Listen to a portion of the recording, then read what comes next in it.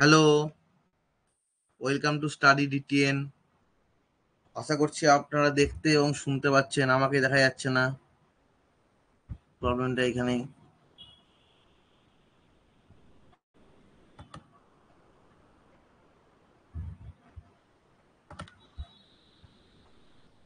এক second please.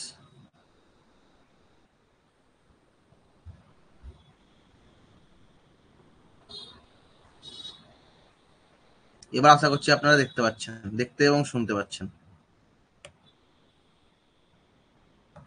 আর দেখা যাচ্ছে এবং শোনা যাচ্ছে তা জানান প্লিজ।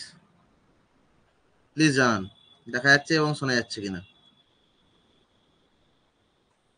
দেখা যাচ্ছে এবং শোনা যাচ্ছে, প্লিজ জানান। মিস্টার মানব ওয়েলকাম, অক্ষয় মন্ডল ওয়েলকাম, মৌসুমী খাতুন ওয়েলকাম। আর দেখা যাচ্ছে এবং শোনা যাচ্ছে, প্লিজ জানান। হ্যাঁ স্যার, ভেরি গুড। সবাই বলুন কেমন আছেন, তারপর আমরা আমাদের ক্লাস শুরু করব। আজকে আমরা নতুন টপিক নিয়ে আলোচনা করব, যেটা হচ্ছে ইংলিশ ইন ইন্ডিয়া। ওকে,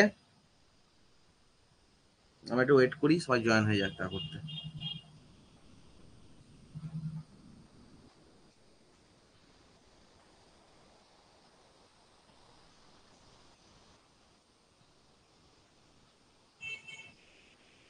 আপনি কেমন আছেন? আমি ভালো আছি। আপনারা সবাই ভালো তো? তাই ঠিক আছে।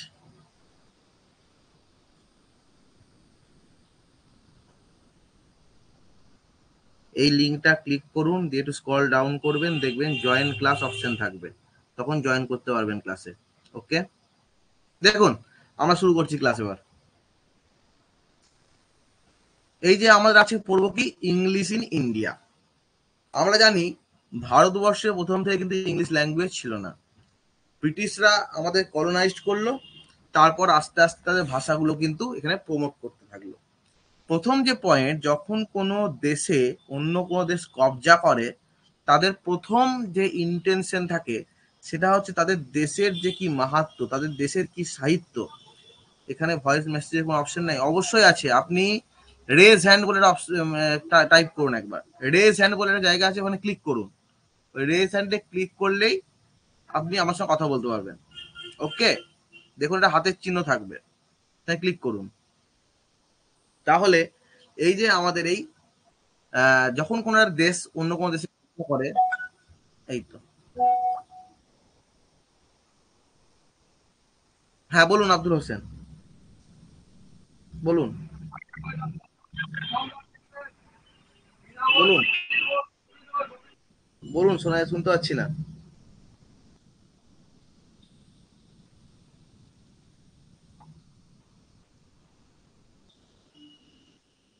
দেখুন, তাহলে প্রথম যখন কেউ কবজা করে, তার উদ্দেশ্য হয় কি, তাদের যে লিটারেচার।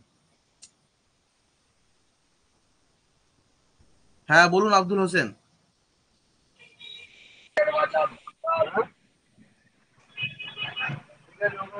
আপনার ট্রাফিকের আওয়াজ আসছে, অন্য কোনো আওয়াজ আসছে না। আপনি যা বলার মেসেজ করে বলুন, আপনার কি ট্রাফিকের আওয়াজ পাচ্ছেন। দেখুন, তাহলে কি হবে, তাদের যে লিটারেচার, একই কথা পাঁচবার বলছি আমি, তাদের যে লিটারেচার এবং তাদের যে ভাষা, সেটা তারা সেখানে প্রমোট করার চেষ্টা করে। আমরা দেখেছি অ্যাংলো সাকশনের সময় তারা তাদের ভাষাটা ব্রিটিশে মানে ইংল্যান্ডে প্রয়োগ করার চেষ্টা করেছিল, সফল হয়েছিল। ভারতে কি হলো, ভারতে কিন্তু তারা ইংলিশ ভাষাটাকে প্রমোট করার চেষ্টা করলো, তাদের ইংরেজি সাহিত্য সেটাকে প্রমোট করার চেষ্টা করলো, এবং সর্বোপরি তারা চেষ্টা করলো ভারতবর্ষের মানুষকে ধর্মান্তরিত করার।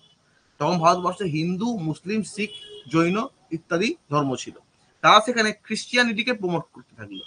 খ্রিস্টিয়ানিটিকে কিভাবে প্রমোট করতে থাকলো, তখন তৎকালীন যে দলিত সমাজ তাদেরকে গিয়ে বলল যে খ্রিস্টিয়ানিটি অনেক বেটার, যে হিন্দুদের তোমাদের এত অচ্ছুত করে রাখা হয়, তার থেকে তোমাদের খ্রিস্টিয়ানিটি এলে তোমরা সেখানে বুঝতে পারো অনেক ভালো। এটা যেমন আনটাচেবলে যেটা পড়ানো হয়েছিল।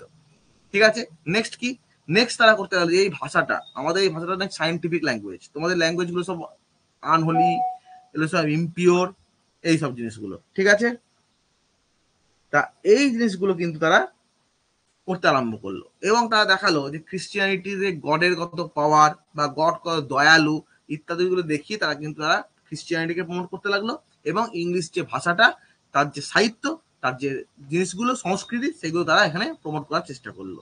এটা হচ্ছে তাদের মেন উদ্দেশ্য। দেখুন বলছে কি English in India history evolution and futures, ঠিক আছে। বলছে in 1792 the director of East India Company Charles Grant laid down the first blueprint of English in India. তাহলে কে চার্লস গ্রান্ট প্রথম কিন্তু এই ইংরেজিটাকে আনবো এই জিনিসটা কিন্তু তার মতলব মাথায় এসেছিল, Charles grant. Okay, his intention was to remove superstitions from Indian minds by introducing English। এটা বললাম কুসংস্কার মুক্ত করার জন্য তারা কিন্তু ইংলিশটাকে আমদানি করার চেষ্টা করেছিল। কি করার জন্য? কুসংস্কার মুক্ত। তারা মনে করতো কি ভারতবর্ষের পড়াশোনা হচ্ছে আনহোলি এবং ইমপিওর।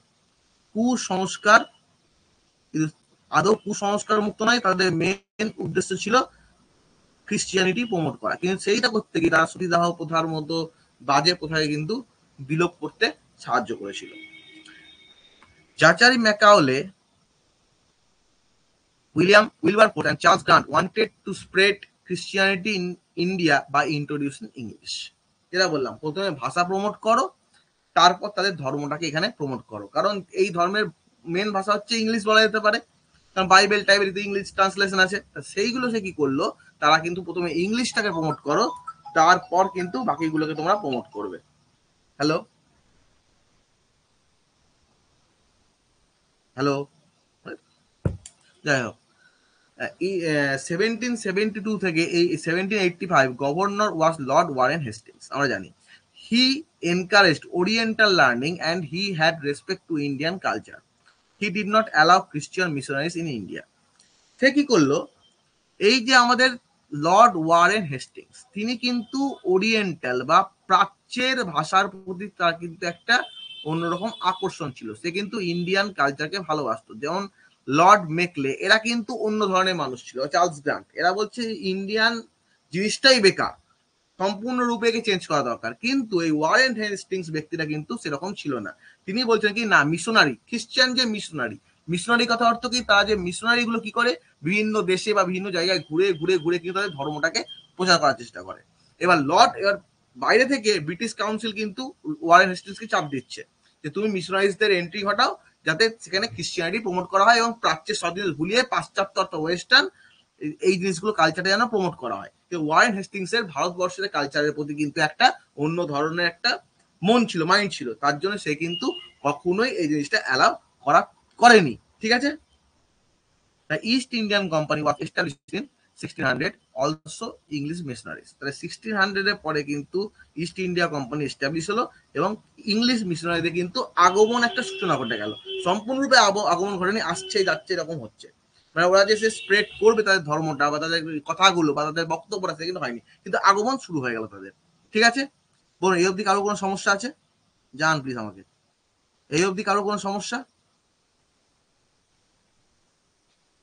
বলুন। সিঞ্জিরি কুন্ডু ওয়েলকাম। কারো কোনো সমস্যা এই অবধি থাকলে জানান। আচ্ছা, আপনারা সবাই নেটের ফর্ম ফিল আপ করেছেন তো? অক্ষয় মন্ডল নেটের ফর্ম ফিল আপ করেছেন তো? সিঞ্জিনি কুন্ডু নেটের ফর্ম ফিল আপ ডেট কিন্তু বাড়িয়েছে, মনে হয় 18 তারিখ অবধি করেছে। যদি না করে থাকেন ফর্মটা কিন্তু ফিল আপ করে দিন। বলুন করেছেন তো? মৌসুমী খাতুন করেছে, আব্দুল করেছে, বাকি দুজন অক্ষয় মন্ডল করবে বলেছিল, এখনো করেছে কিনা আমি জানি না। সিঞ্জিনি কুন্ডু জানি না করেছে কিনা। ফর্ম ফিল আপ করেছেন আপনারা? চার্টার অ্যাক্ট 1813 খুব ইম্পর্টেন্ট বিষয়, পেপার 1-এও আসে, পেপার 2-তেও আমাদের আসে। এই চার্টার অ্যাক্ট 1813 পেপার 1 থেকে আসবে একটা, পেপার 2 থেকেও আসতে পারে। ঠিক আছে। According to the British, the main objective of charter act is to spread scientific knowledge in India. Charter অ্যাক্টের মাধ্যমে কি হলো, তারা মনে করলো যে ভারতের যে পড়াশোনা হচ্ছে বা ভারতের যে এডুকেশন সিস্টেম, সেটা সম্পূর্ণ কুসংস্কার যুক্ত। এখানে কোনো সায়েন্সের গল্প নয়, কারণ সেখানে সবসময় ধর্ম পড়ানো হতো। ভারতবর্ষে চিরকাল কিন্তু ধর্মের বিষয়গুলো পড়ানো হয়ে এসেছে। যখন বেদ ছিল, মানে বৈদিক যুগ, তখন বেদ পড়িয়ে আসা হয়েছে। তারপর বুদ্ধিস্ট যুগ, সেখানে পালি ভাষায় ত্রিপিটক পড়ানো হয়েছে বা বিভিন্ন জাতক কথাগুলো পড়ানো হয়েছে। তারপরে কি হলো, মুসলিম যখন এলো তখন কোরআন পড়ানো হয়েছে, ইত্যাদি যখন পড়ানো হচ্ছে, বিশেষ করে সব ধর্মভিত্তিক কিন্তু পড়ানো হচ্ছে।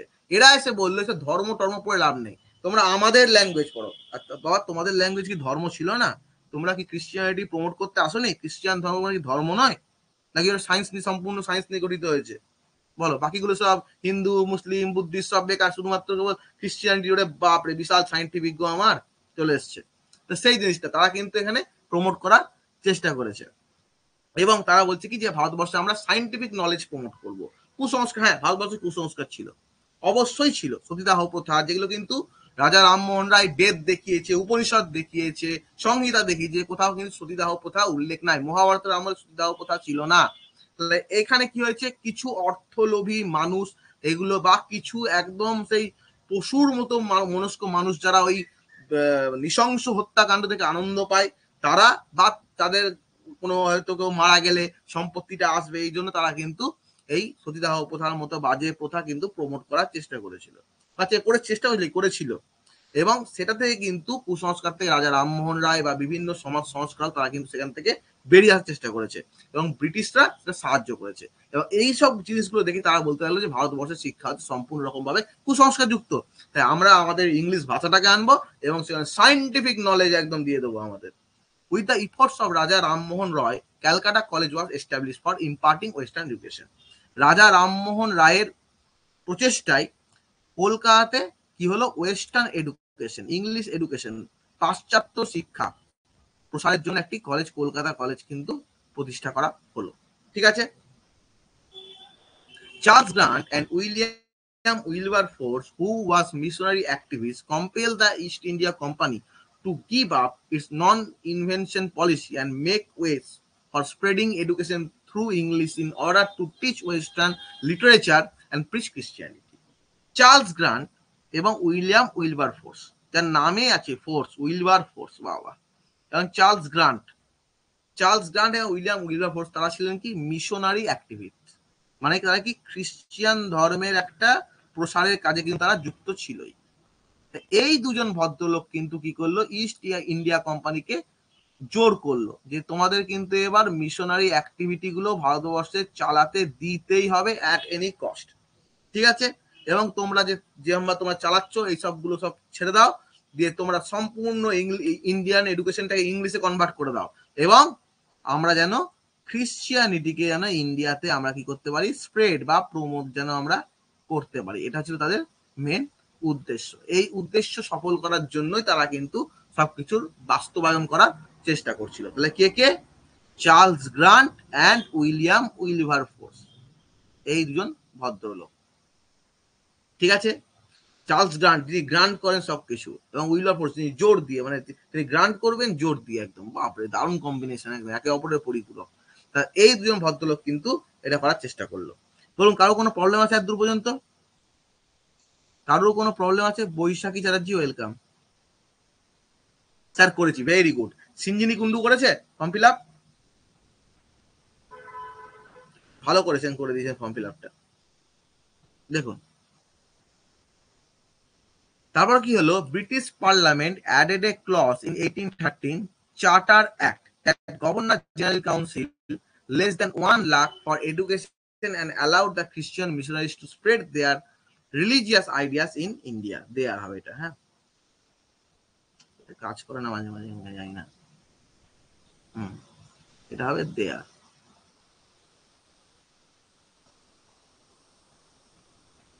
Religious ideas in India.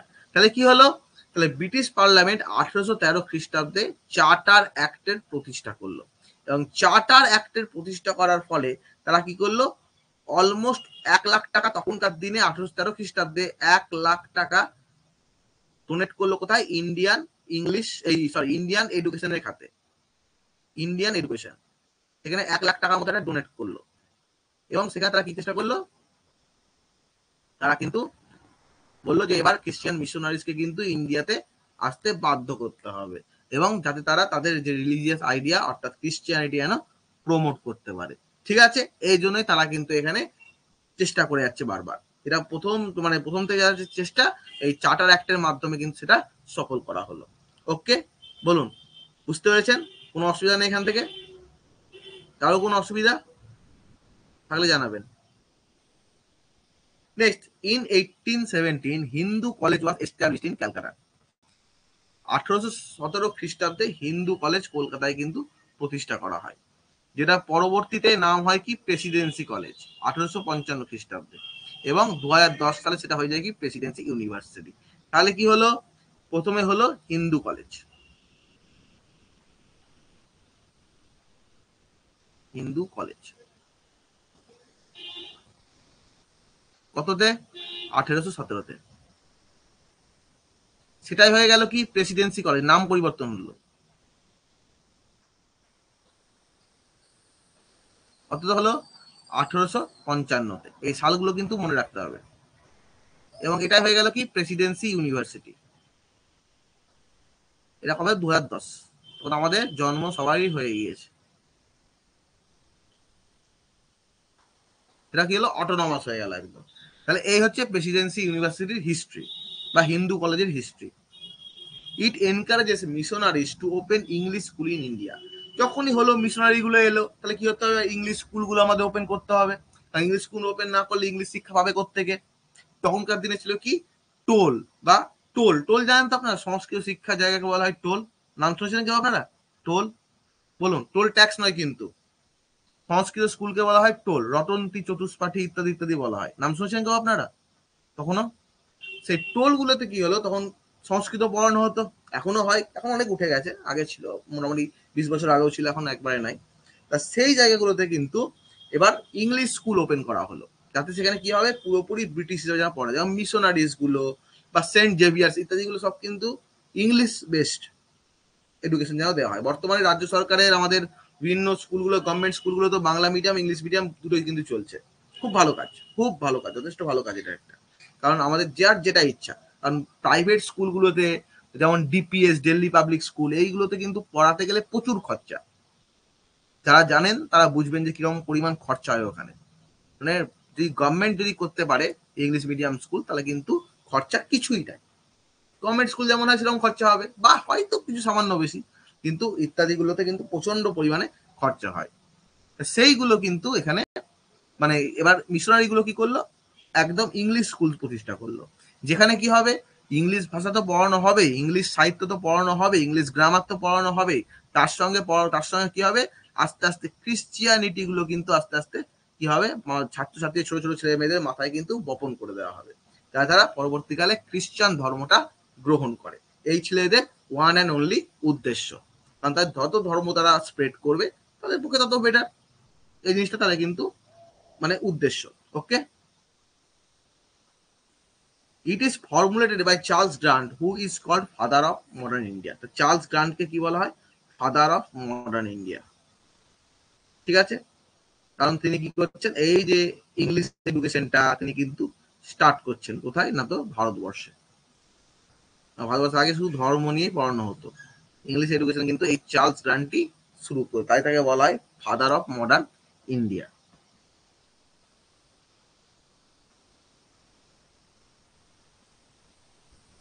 It is it stated that money is essential to spread English literature and learning in India. তা তো পরিষ্কারভাবে বলছে যে অর্থ অবশ্যই প্রয়োজন, কোনো কিছু প্রচার প্রসারের জন্য কিন্তু অর্থ অবশ্যই প্রয়োজন, সব কিছুতেই তাই। অর্থ না থাকলে কিন্তু কিছুই হবে না। আজকালকার দিনে ফ্রিতে কিছুই পাওয়া যায় না, ফ্রিতে কিছুই পাবেন না। ফ্রিতে জিও পাওয়া যায়, জিও পাওয়া গেছিল, তারপর আস্তে আস্তে সেটাও কিন্তু পেড হয়ে গেল। যাক, যারা ইউজ করেছিল 1 বছর তারা খুব ভালো ইউজ করেছিল, আমি আবার লাইন দিয়ে নিয়েছিলাম একদম। তাই আজকালকার দিনে কিন্তু ফ্রিতে আপনারা কিছুই পাবেন না, কিচ্ছু নাই ফ্রিতে, সবকিছুই কিন্তু টাকা দিয়ে টাকা দিয়ে টাকা দিয়ে, টাকা ছাড়া কিন্তু কিছুই হবে না। এই হচ্ছে গল্প। ঠিক আছে, দেখুন, it is introduced by East India company. East India কোম্পানিটা ইন্ট্রোডিউস করেছিল 1813 missionaries got free in India, charter অ্যাক্টের পরে। চার্টার অ্যাক্ট, চার্টার অ্যাক্ট 1813, তারপরে কিন্তু মিশনারিরা একবার ভারতে অবাধে বিচরণ করতে পারবে, একটা আইন করে দেওয়া হলো। অ্যাক্ট মানে কি আইন। তাহলে কিন্তু কি করলো, চার্টার অ্যাক্টের পরে ভারতবর্ষে মিশনারিজরা একদম অবাধে বিচরণ করবে, তাদের ধর্ম, তাদের রিলিজিয়াস আইডিয়াস, তাদের আইডিওলজি সবকিছু তারা কিন্তু ভারতবর্ষে অবাধে বিচরণ করে প্রমোট করতে পারবে। ওরিয়েন্টালিস্টস রেবেলড এগেইনস্ট দ্য অ্যাক্ট। যারা হচ্ছে প্রাচ্য শিক্ষা এটা কিন্তু বিরোধিতা করেছিল। স্বাভাবিক বিষয়, ভারতবর্ষ হচ্ছে সংস্কৃতির জন্য বিখ্যাত। ভারতবর্ষের সংস্কৃতি কি? Simple living and high thinking. আমরা থাকবো খুব সাধারণভাবে এবং চিন্তা করব খুবই হায়ার লেভেলের। যেটা আপনারা দেখতে পাবেন যে ড্রেস পোশাকে ভারতবর্ষ কিন্তু কোনোদিন গুরুত্ব দেয়নি। আপনারা রবীন্দ্রনাথ ঠাকুরকে দেখুন, তাকে দেখুন, তার দাড়ি আছে, তার চুল আছে, এখনকার দিনে ঘুরে বেড়ালে বলবে এই পাগল বলে ডাকবে, কিন্তু উনি কি পাগল ছিলেন? ওনার মতো ইন্টেলেকচুয়াল বোধহয় ভারতবর্ষে বা গোটা পৃথিবীতে হবে কিনা সন্দেহ আছে। তো দেখে তাকে মনে হতো না, কারণ কি তিনি সিম্পল লিভিং থাকার চেষ্টা করতেন, যে আমরা সাধারণ পোশাক পরবো, আমরা সাধারণভাবে ঘুরে বেড়াবো, কিন্তু চিন্তাধারা হবে আমাদের সেই লেভেলে। যদি এখনকার দিনে রবীন্দ্রনাথ ঠাকুর জন্মাতেন বা এখনকার যুগে যদি এরকম কেউ জন্মায়, তারা স্টাইল করতে করতেই শেষ হয়ে যাবে। এই টিকটক, এই ইউটিউব, এই ফেসবুক, এই হোয়াটসঅ্যাপ, এই ইনস্টাগ্রাম, এই জিনিসগুলোতে কিন্তু মানুষের কি হয়, মানুষের কি বুদ্ধি না এখনকার দিনে? অবশ্যই বুদ্ধি আছে, কিন্তু এই যে যুগটা, এই যে আমাদের এখন ট্রেন্ডে যা চলছে আমাদের সেটাই করতে হবে। ট্রেন্ডের বাইরে গেলে কিন্তু হবে না। আমিও বাদ না এখান থেকে, আপনিও বাদ নেই, যারা বাদ আছে তারা খুব বুদ্ধিমান ব্যক্তি। ঠিক আছে, এই ট্রেন্ড থেকে কিন্তু বেরিয়ে আসতে হবে, তবে কিছু জীবনে করে দেখাতে পারবে কেউ। আর যদি ট্রেন্ড ফলো করে যায়, এই টিকটক করছে বলে আমাকেও টিকটকে এখন মুজরা করতে হবে, এই জিনিসগুলো শুরু করা হয় না, তাহলে কিন্তু কখনোই কেউ কোনো ক্রিয়েটিভিটি, সৃজনশীলতা ইত্যাদি কেউ দেখাতে পারবে না। ও একটা দামি ড্রেস কিনেছে, আমাকেও কিনতে হবে সেই জিনিসটা দিয়ে, আমাকে পরে ফেসবুকে ক্লিক করতে হবে, যে ক্যাপশন একটা ভালো রকম কিছু দিতে হবে। এইরকম ভাবে চলতে থাকলে কখনোই শুধুমাত্র কি হবে, কাঁকড়ার মতো হতে হবে, কাঁকড়া হয়ে যাবে একদম। কেউ উপরে উঠতে যাচ্ছে, তাকে টেনে নিচে নামিয়ে দিচ্ছে, এই ধরনের জিনিসটা হয়ে যাবে আমাদের। এখন ভারতবর্ষের অবস্থা তাই। বাঙালিদের বলা হতো কি, বাঙালিরা হচ্ছে মোস্ট ইন্টেলেকচুয়াল পার্সন, বাঙালিদের মতো বুদ্ধি কারণ নাই এখনো পর্যন্ত। কিন্তু সেই বাঙালি কোথায় বুদ্ধি ইউজ করছে? পলিটিক্সে ইউজ করছে। তারপর বুদ্ধি কোথায় ইউজ করছে? সোশ্যাল মিডিয়া ইউজ করছে। তারা বুদ্ধিজীবী হয়ে বসে থাকছে, কিন্তু তারা কিন্তু সমাজে উন্নয়নের জন্য কি কাজটা করছে আমাকে দেখান। বাঙালি এই যে আজকাল যুব সমাজ পুরুষরা কি করছে, কানে একটা দুল পরে নিচ্ছে, রাস্তায় বেরিয়ে যাচ্ছে, এই তো ছিল তাই। ওপেন মদ খাচ্ছে, ওপেন সিগারেট খাচ্ছে। আগেকার দিনে কি মানুষ মদ সিগারেট খেত না? খেত অবশ্যই, কিন্তু সম্মান জানিয়ে লোককে ঘরের মধ্যে ঢুকে বা এমন জায়গায় যদি তোকে জানতে পারতো না, এরকম ভাবে চলতো। বর্তমান যুগে কি হচ্ছে, এই যে বাবা ছেলে বসে একসঙ্গে মদ খাচ্ছে, এই কালচারটা কি ভারতবর্ষে কোনো কালে ছিল? কোনো কালে ছিল না এই কালচারটা। এই কালচারটা হচ্ছে কোথা থেকে? এটা হচ্ছে মার্কনি আমদানি, অর্থাৎ বিদেশি আমদানি আমাদের। এটা ব্রিটিশরা আমাদের, মানে ব্রিটিশ ছেড়ে চলে গেছে, তাদের ভালো জিনিসগুলো আমরা নিইনি, তাদের খারাপ জিনিসগুলো নিয়ে আমরা দিকে বিশাল মডার্ন, ওরে বাবা আমরা হচ্ছি মডার্ন, বিশাল ব্যাপার, এরকম কিন্তু আমাদের আইডিয়াটা হয়ে গেছে। সুতরাং সেই জন্য বাঙালি এখন কিন্তু কখনোই উন্নতি করতে পারছে না, বাঙালির কোনো সৃজনশীলতাই এখন আসছে না। কেন? এত মডার্ন ট্রেন্ডে পড়ে তারা সেই ভাবার সময়টুকু, অবকাশটুকু পাচ্ছে না। তারা শুধু ফলো করে যাচ্ছে, কিভাবে আমরা ইঁদুর দৌড়ে দৌড়াবো, কিভাবে আমরা ইঁদুর দৌড়ে দৌড়াবো, সেটা বাঙালি পিছিয়ে যাচ্ছে। বাঙালিকে এখন অনেক উন্নত হতে হয়, বাঙালির মতো বুদ্ধি এখনো পর্যন্ত হাজার বছর কারোর হবে না। বাঙালি চিরকালের বেস্ট, ওদের মতো বুদ্ধি কারোর হওয়া সম্ভব নাই। কিন্তু তারা কি করছে এখন? শুধুমাত্র কেবল তারা দৌড়াচ্ছে, রেস কম্পিটিশন, শুধু দৌড়ে যাচ্ছে। তাদের মধ্যে এখন তারা সময়ই পাচ্ছে না যে কিছু ক্রিয়েটিভিটি আমরা দেখাবো বলে। তৎকালীন বাঙালি দেখুন, রাজা রামমোহন রায়, নেতাজি সুভাষচন্দ্র বোস, রবীন্দ্রনাথ ঠাকুর, কাজী নজরুল ইসলাম, কোন লেভেলের ছিলেন এরা? তার লেভেলটা এখন কি আসছে? বলুন। না, নেই। কেন? না তো এই তার জন্য বিরোধিতা করেছিল কে? না তো ওরিয়েন্টালিস্টরা। বলছে আমরা এই যদি পাশ্চাত্যের কালচারটা যদি আমরা সম্পূর্ণ অ্যাডপ্ট করি না, আমরা কখনো টিকে থাকতে পারবো না। আমাদের যে আইডিওলজি সেটা কিন্তু সম্পূর্ণরূপে ধূলিসাৎ হয়ে যাবে, তাদের আইডিওলজিগুলি কিন্তু উপস্থিত হবে আমাদের।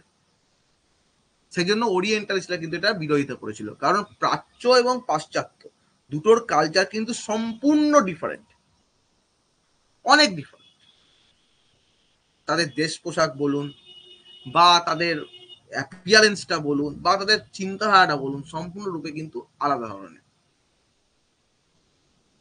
সেই জিনিসটা আমাদের, আপনারা দেখুন স্বামী বিবেকানন্দকে দেখুন। স্বামী বিবেকানন্দ প্রচন্ড ইন্টেলেকচুয়াল, তিনি ওই নিরামিষ খেয়ে তিনি বসে থাকেননি। তিনি যা করে গেছেন ভারতবর্ষে কেউ করতে পারবে না। তিনি একজন গেরুয়া বসন পরেও তিনি এতটা মডার্ন আইডিয়া রাখতেন, যে কিনা সাহস করে তৎকালীন দিনে বলতে পেরেছিল যে গীতা পাঠ অপেক্ষা ফুটবল খেলো তোমরা, তবে তোমরা স্বর্গের সমপরিবর্তী হইবে। তার মানে কি তিনি কি বলছেন গীতাকে রিজেক্ট করে ফেলে দাও? নেভার। তিনি বলছেন কি আগে দেহটা সুস্থ হোক, তারপরে তোমরা আধ্যাত্মিক জগতে যাও। মডার্ন চিন্তাধারা। বর্তমান যুগে কিরকম চিন্তাধারা আসছে, তার ড্রেস দেখে তাকে বিচার করলে হবে না। আমেরিকায় তিনি উঠছেন, গেরুয়া পোশাক পরে উঠছে, লোকে হো হো করে হাসছে। যখন সে বক্তৃতা আরম্ভ করলো তখন কিন্তু লোকে দেখে অবাক হয়ে গেল। এটা কি? তার ইন্টেলেকচুয়ালিটি।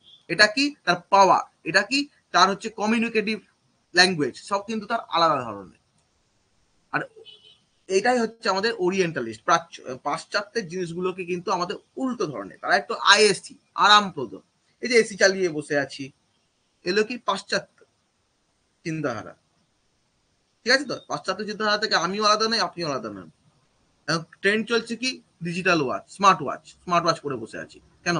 নর্মাল ঘড়িতে কি টাইম দেখা যায় না? অবশ্যই দেখা যায়। তবু কি ট্রেন্ড?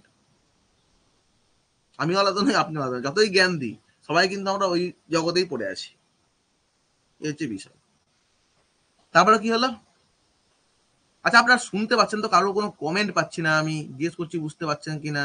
10:45 লাস্ট কমেন্ট, 17 মিনিট কোনো কমেন্ট না। আপনারা শুনতে পাচ্ছেন তো, নাকি আমি বকে যাচ্ছি এমনি এমনি? জান please.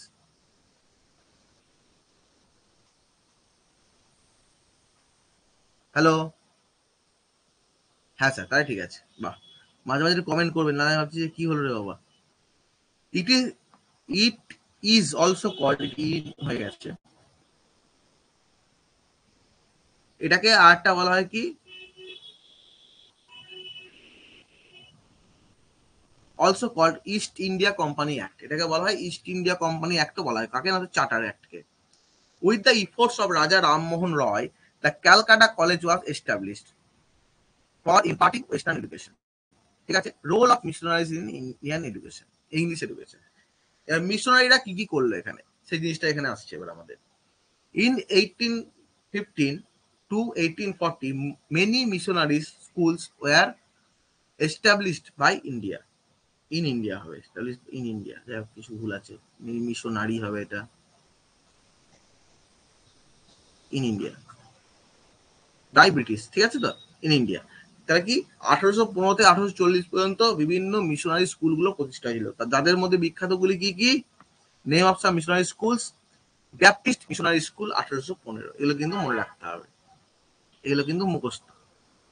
Baptist Missionary School in 1815.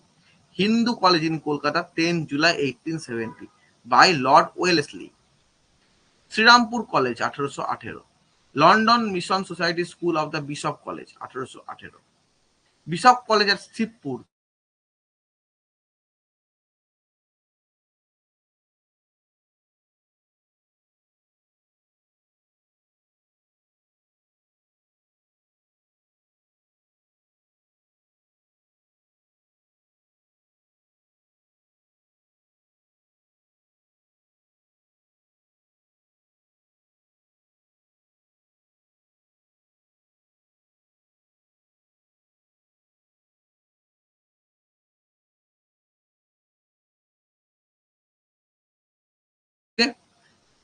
Alexander Duff, Scottish mission. Alexander Duff কি ছিলেন? Scottish missionary. He create society general assembly institution 1830। Alexander Duff কি করলো? তিনি স্কটিশ মিশনারি ছিলেন এবং তিনি সোসাইটি জেনারেল অ্যাসেম্বলি ইনস্টিটিউশন 1830 খ্রিস্টাব্দে তিনি প্রতিষ্ঠা করলেন। 1830 খ্রিস্টাব্দে সোসাইটি জেনারেল অ্যাসেম্বলি প্রতিষ্ঠা করলেন কে? না তো আলেকজান্ডার ডাফ। তিনি ছিলেন কি? Scottish missionary. From 1830 to 1842 missionaries establish through this society. বিভিন্ন মিশনারিগুলো কিন্তু এই সোসাইটি, আলেকজান্ডার ডাফের তৈরি সোসাইটি থেকে কিন্তু এগুলো প্রতিষ্ঠা করা হয়েছিল। ঠিক আছে? কি বলছে? যে 1830 থেকে 1843 পর্যন্ত এই যে সোসাইটি জেনারেল অ্যাসেম্বলি ইনস্টিটিউশন, এইটার মাধ্যমে বিভিন্ন মিশনারি গুলো কিন্তু প্রতিষ্ঠা হয়েছিল আমাদের ভারতবর্ষে। ওকে, এবার আমরা পড়বো কি? রাজা রামমোহন রয় সম্বন্ধে আমরা কিছু জেনে নেবো। কোন এত পর্যন্ত কারো কোনো সমস্যা? জান প্লিজ। এত দূর পর্যন্ত কারো দেখা যাচ্ছে না। এবার দেখা যাচ্ছে? এবার দেখা যাচ্ছে? বলুন। এবার দেখা যাচ্ছে?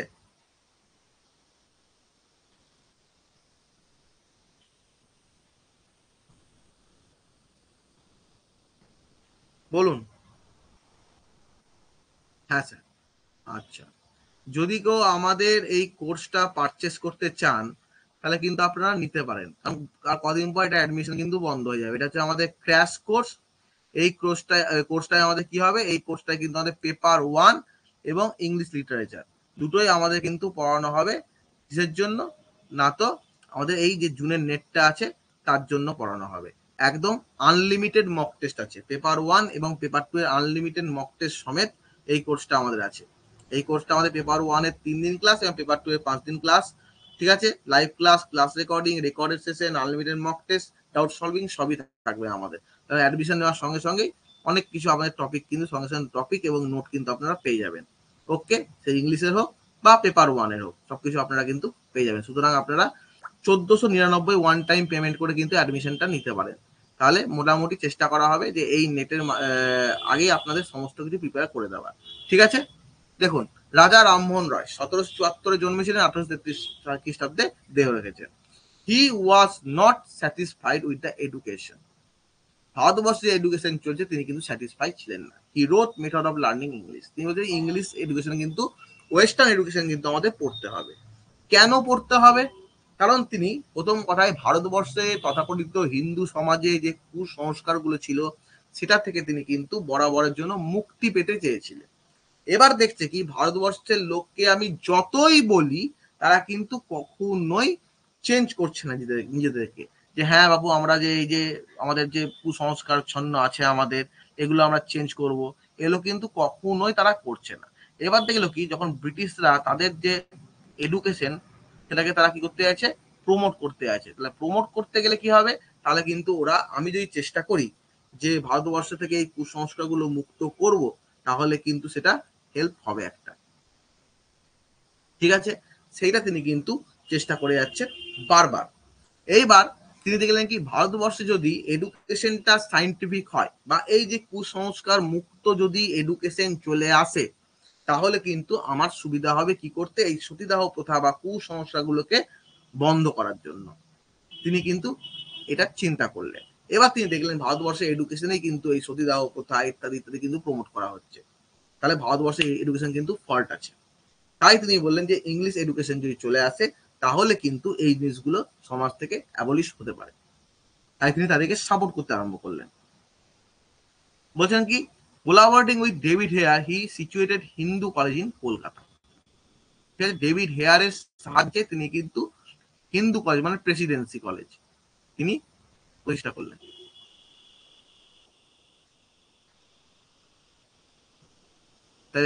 লর্ড ছিল কে, ওয়েলেসলি, এবং এখানে তিনি কি করলেন, ডেভিড হেয়ারের সহায়তায় কিন্তু হিন্দু কলেজ প্রতিষ্ঠা করলেন তিনি। In 1822, he founded Anglo-Hindu School, which now known as Vedanta College. 1822 খ্রিস্টাব্দে তিনি কি করলেন, অ্যাংলো হিন্দু স্কুল প্রতিষ্ঠা করলেন, যার বর্তমান নাম কি, বেদান্ত কলেজ, বেদান্তা কলেজ। 1822 খ্রিস্টাব্দে তিনি এটা করেছিলেন। 1822 খ্রিস্টাব্দে he founded Anglo Hindu school, যার বর্তমান নাম হচ্ছে Vedanta college. He started a journal called Sambad Kaumudi. তিনি একটা জার্নাল স্টার্ট করলেন যার নাম হচ্ছে কি, সংবাদ কৌমুদী। বাংলা লিখে দিচ্ছি।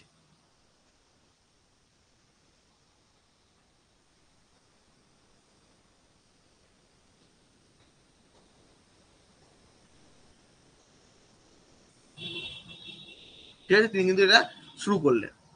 In 1823, Britishers wanted to form a Sanskrit college in Kolkata. রাজা অপোজ দেন।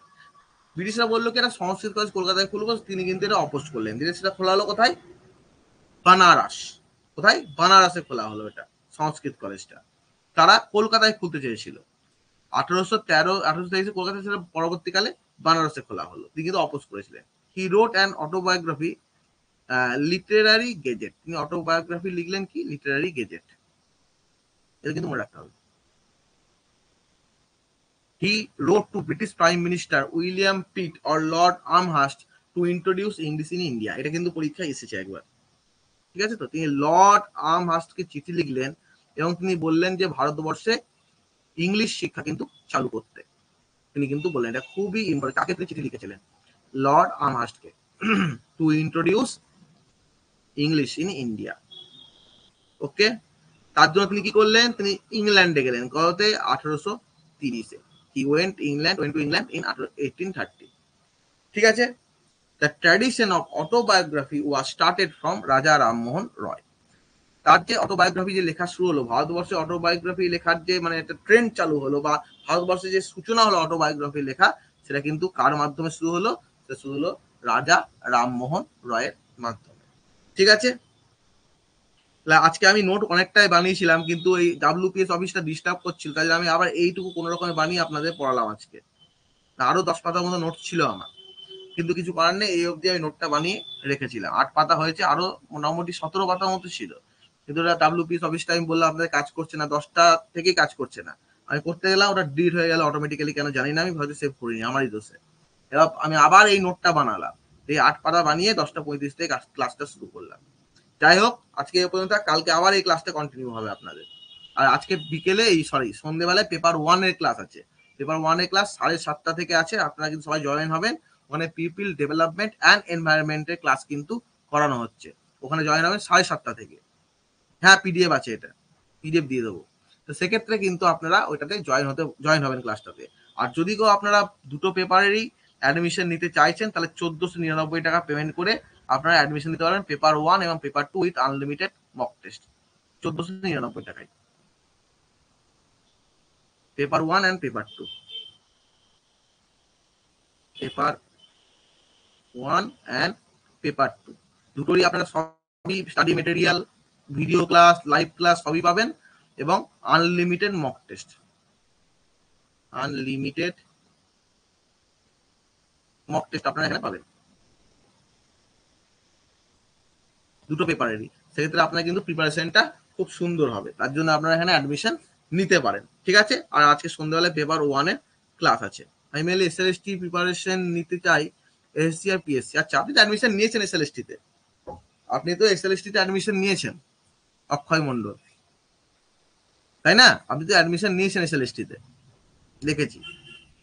আর যদি নেটটা পড়তে চাইছেন তো নেটটা দিতে পারেন, কারণ কি বলুন তো, কারণ নেটটা আমাদের এই যে নেটটা আছে, এই নেটটা কিন্তু নতুন ভাবে হচ্ছে, যে প্রশ্ন করবে মোটামুটি নতুন যা খবর আছে, প্লাস আমাদের OMR যেটা হচ্ছে, আমাদের পরীক্ষাটা কি হবে? OMR হবে, অফলাইন পরীক্ষা হবে, পেন পেপার মোডে পরীক্ষা হবে। সেক্ষেত্রে কিন্তু এখানে আমাদের এই জিনিসগুলো খুবই ইম্পর্টেন্ট বিষয়। যদি অ্যাডমিশন নেন, কোয়ালিফাই হওয়ার, অ্যাডমিশন নিয়ে বলছি, যদি আপনি পরীক্ষা দেন তাহলে কিন্তু কোয়ালিফাই হওয়ার সম্ভাবনা কিন্তু প্রবল, কারণ যখন নতুন কিছু স্টার্ট হয় না, সেই জিনিসগুলো কিন্তু সহজ হয়। দেখবেন আপনারা যখন NTA এলো 2018 সালের কাট অফটা দেখবেন, ডিসেম্বর মাসের কাট অফটা দেখবেন আপনারা, কত লো কাট অফ এসেছিল। কারণ কি, তখন NTA নতুন এসেছিল, তখন প্রথম অনলাইন পরীক্ষা চালু হলো। এবার যদি আপনারা দেখেন যে এবার অফলাইন হচ্ছে অনেক বছর পর, মোটামুটি 18 সাল থেকে 23, 5টি বছর পর কিন্তু অফলাইন পরীক্ষা হচ্ছে। সুতরাং অফলাইন পরীক্ষাটা কিন্তু নতুন ভাবে হবে, কোশ্চেন তুলনামূলকভাবে সহজ হবে, এটা আমার পার্সোনাল ধারণা। কারণ যতবারই যা হয়েছে, নতুন কিছু হয়েছে, তখন কিন্তু জিনিসটা সহজ ভাবে এসছে। সুতরাং যদি আপনারা ঠিকঠাক করে প্রিপারেশন নেন, এইবার কিন্তু নেট কোয়ালিফাই হওয়ার খুবই সম্ভাবনা। কারণ নেটে এবার অনেক সুবিধা করেছে, আপনারা PhD অ্যাডমিশন নিতে পারবেন, আপনার অ্যাসিস্ট্যান্ট প্রফেসর জন্য এলিজিবল হবেন, এবং অ্যাসিস্ট্যান্ট প্রফেসর কিন্তু নিয়োগ হচ্ছে, মিথ্যা কথা না, অ্যাসিস্ট্যান্ট প্রফেসর বিভিন্ন ইউনিভার্সিটিতে কিন্তু নিয়োগ হচ্ছে। ওই বিশাল ভাবে হবে অ্যাসিস্ট্যান্ট প্রফেসর, 5,000 সিট বেরোবে, তখন আমি অ্যাপ্লাই করবো, এভাবে হবে না।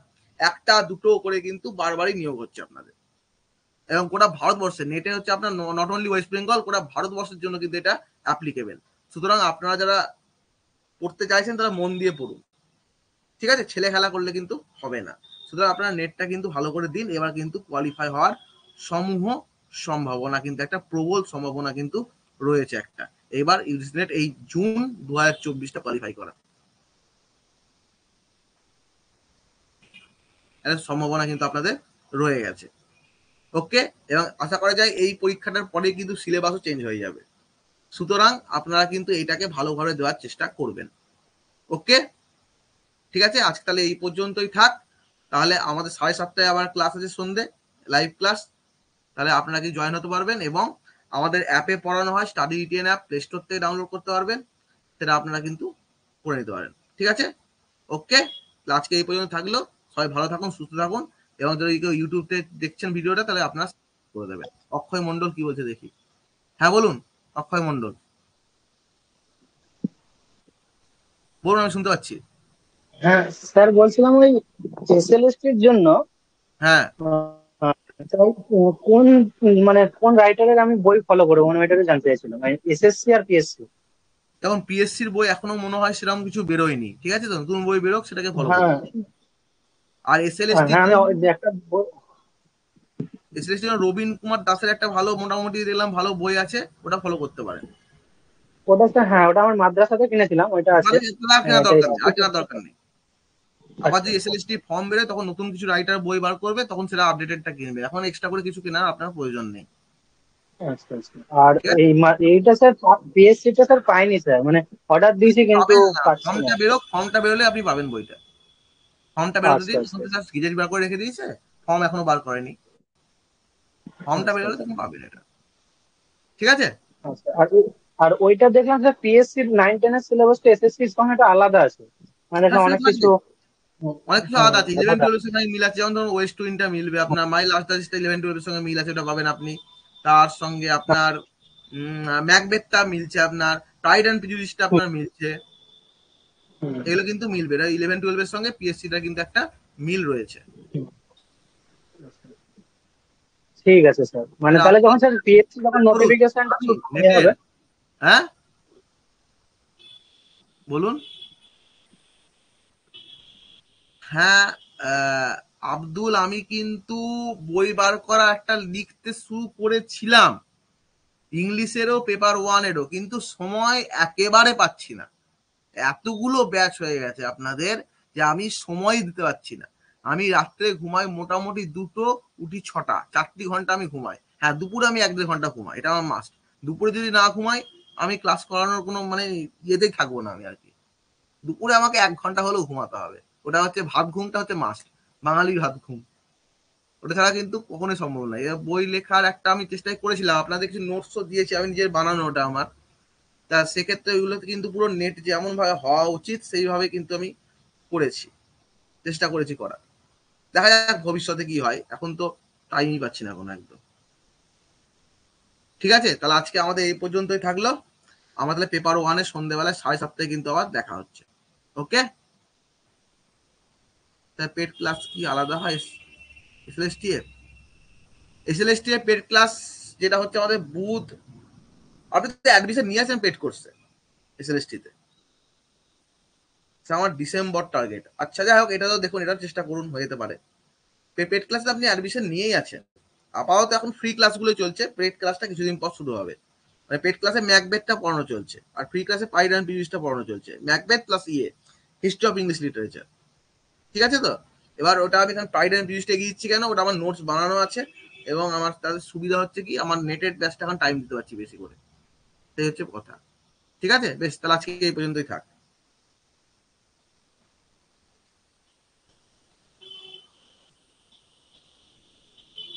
আচ্ছা বেশ, ঠিক আছে, ওকে।